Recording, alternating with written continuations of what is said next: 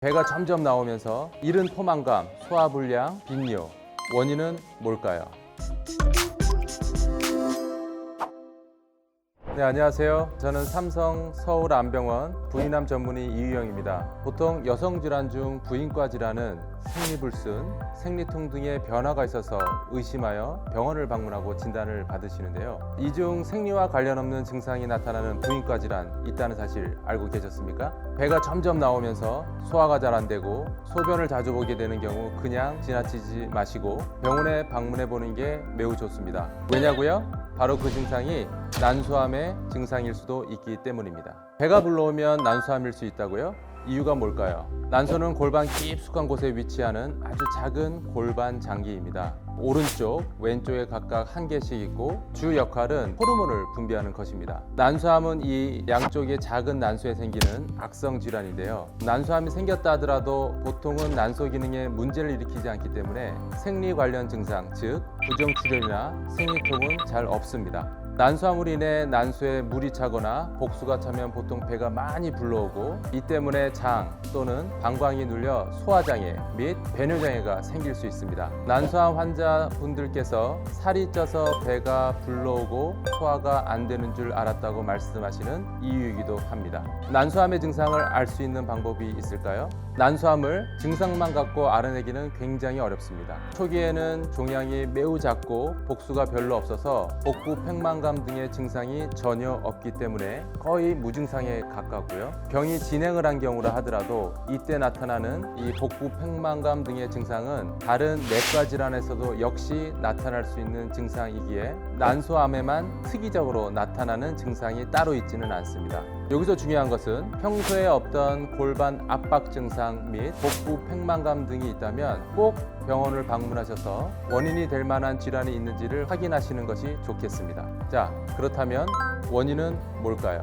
원인은 아직까지 밝혀져 있지 않습니다. 최근 들어 우리나라에서 난소암 환자가 꾸준히 늘고 있고 이미 서양에서는 난소암 환자가 상대적으로 많다는 것을 감안해 보면 아마도 서구화된 식습관 등의 일정 부분 연관성이 있지 않을까 추정하고 있습니다. 또 다른 위험 인자로는 가족력을 들 수 있는데 가족분들 중 유방암, 난소암이 두세 분 이상 많이 있으면 특정 유전적 소인으로 난소암의 발병 위험도가 높을 수 있습니다. 반면 출산의 경험, 모유 수유의 경험, 그리고 경구 피임약의 복용 같은 과거력 등은 난소암 발병의 위험도를 낮춘다고도 보고되고 있습니다. 이런 분들은 난소암을 의심해 봐야 되는데요. 과연 어떤 증상이 있을까요? 첫 번째, 배가 불러오고 몸이 붓는다. 난소암이 생겨서 골반에 큰 덩이를 형성하면 골반 장기가 많이 눌리기 때문에 양쪽 다리가 부을 수 있고요. 특히 복수가 차기 시작하면 배가 많이 불러옵니다. 맨 처음에는 살이 찌신 줄 아시는 경우가 많습니다.